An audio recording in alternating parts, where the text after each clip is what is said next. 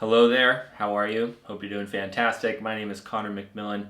I'm an IFS trained life coach, got trained about 10 years ago by the IFS Institute.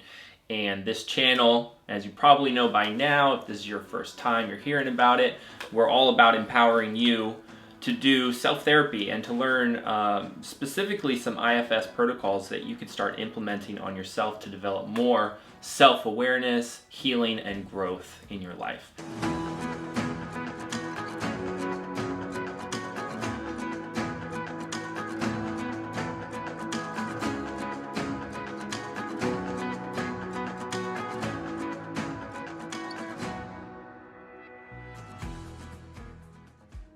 So today I want to bring forward the concept of bad habits and unhealthy distractions and actions that we may be participating in our lives. And I want to maybe offer a new narrative on bad because just offering the new narrative can really shift the way that we see and feel our system, how we reflect on what we are doing, how we're interacting with life.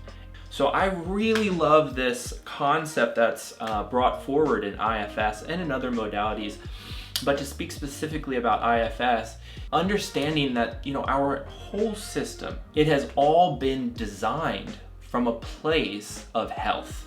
So everything that we do, everything we think, everything we feel, it's an action of health. It's rooted in health.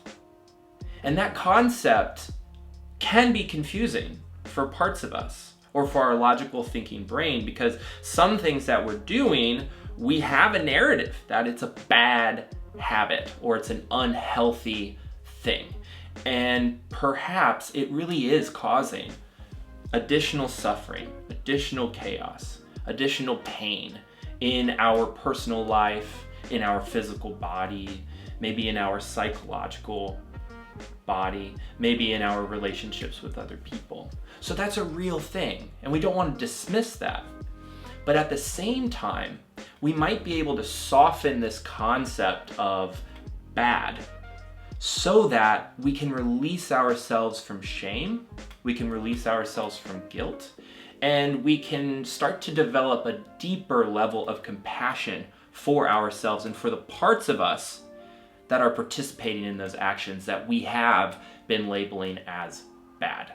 Well, I just taught a class in my Self-Leadership Coaching Academy all about what I like to call shadow distractions. Rather than calling them unhealthy distractions, I like to call it shadow distractions.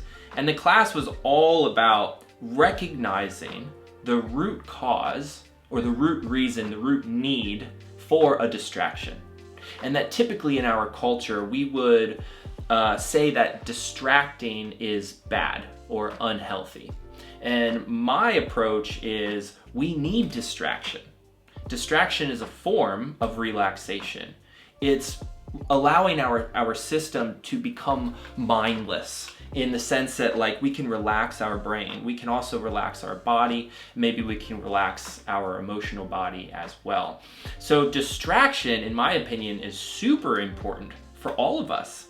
And there's also other forms of relaxation that might be more like mindfulness practices that are indeed wonderful to have in your life.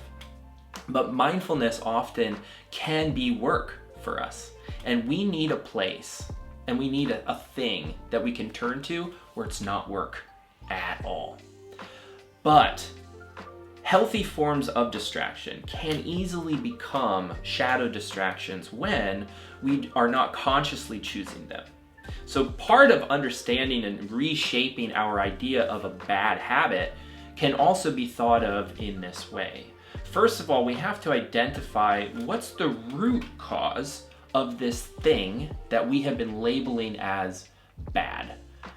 The root cause, if we can find that, will reveal to us it's based in health. So let's just use the distraction element for a minute, because I think many of us have labeled certain distraction things that we've done as a bad habit. So you've got this habit of endlessly scrolling through Facebook. I know a lot of people have something like this. So you have this habit and you label it as a bad habit because you find it to suck you in, to take you away. Maybe it's taking time out of your life. You don't feel like you're in control of it, or you don't feel empowered by it. You just feel like, man, I really want to change this thing, and this is bad. I don't want to be doing this. And all of that information is valuable, and it's also most likely coming from a part or parts of you that have a problem with that action, that have a problem with you scrolling through Facebook.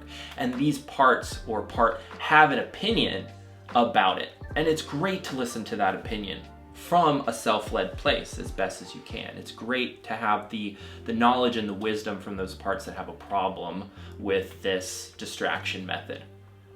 But it's also really important to understand the deeper reason for the distraction method in the first place. So being really curious about the part of you that gets turned on, that turns to Facebook and starts scrolling endlessly and kind of takes over your system. Well, what could the reason be? And here are some possibilities. This part wants to shut everything down so that you can have some relaxation. This part wants to shut everything down because it has gotten overwhelmed. Probably it's one of or both of those things. There might be other reasons for it, but most likely it's rooted in a desire for relaxation or stress management, or a combination of the two. So you can see how the root desire is really healthy. Relaxation, stress management. Thank you so much for caring about helping me relax or helping me reduce stress. That is a wonderful, wonderful gift for a part of you to take on as their job. That's wonderful. So if we can develop that level of gratitude and compassion through understanding our parts that maybe we have so far labeled as bad habit parts, or parts of us that have a bad habit or show up with a bad habit, then we can also allow that part to feel seen. We can help that part relax, and we start forming a relationship with that part such that we can be in dialogue about our other needs. Many bad habits, many shadow distractions, the reason that they're kind of in that place of like other parts of us that are like, I don't like that thing, is because they do indeed overwhelm us, and we don't feel like we're really choosing that. So one step that I offered this in my coaching academy, and I'll also offer it to you, is to take that bad habit, identify it, what you've been labeling as a bad habit, identify it, write it down, bring conscious awareness to it. If you can, get in dialogue with the part or parts that are participating in that action so that you can better understand it. Find the root cause. Again, it's probably something like relaxation or stress management. Have compassion and gratitude for the job that that part is doing, and then consciously choose to participate in that distraction. So for example, rather than just being overwhelmed and suddenly scrolling through Facebook, and 2 hours later I find myself, I've just been sitting here scrolling through Facebook for 2 hours, what the heck? I could choose, and I could say, all right, I'm gonna set up a time for me. I'm gonna set up 2 hours for myself to mindlessly scroll through Facebook. And I'm gonna do it from say 6 p.m. to 8 p.m. I'm gonna set an alarm. When 8 p.m. comes, I'm just gonna stop. That re-empowers my system to say, I'm gonna choose this thing. And through that process, I get to potentially release myself from feeling overwhelmed suddenly by a part that participated in this action, or by parts of me that might have strong feelings of shame, guilt, or criticism about participating in the action.